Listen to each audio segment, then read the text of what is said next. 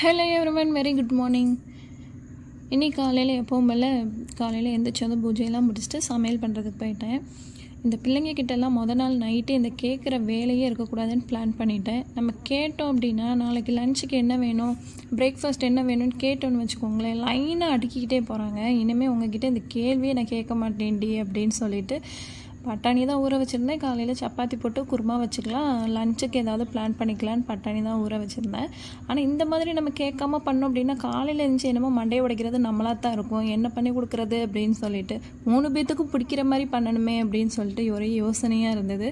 கடைசியில் நான் சப்பாத்தியும் போடலை, குருமாவும் சப்பாத்தியும் வைக்கலன்னு சொல்லிட்டு சாப்பாடுக்கு உண்டான குருமாவை வச்சுட்டு உருளைக்கிழங்கும் பட்டாணியும் போட்டு மார்னிங் பிரேக்ஃபாஸ்ட்டுக்கு இட்லி பண்ணியிருந்தேன். ஹஸ்பண்டுக்கு வந்து தோசை ஊற்றி தக்காளி சட்னி வச்சாச்சுங்க. சைடிஷ்க்கு எக் பாயில் பண்ணி குழந்தைங்களுக்கு கொடுத்தாச்சு. ஹஸ்பண்ட் எக்கு வேணாங்கிறதுனால அவங்களுக்கு ஊறுகாய் வச்சு முடிச்சாச்சுங்க. ஓகே, நாளைக்கு இன்னொரு வீடியோவில் பார்க்கலாம்.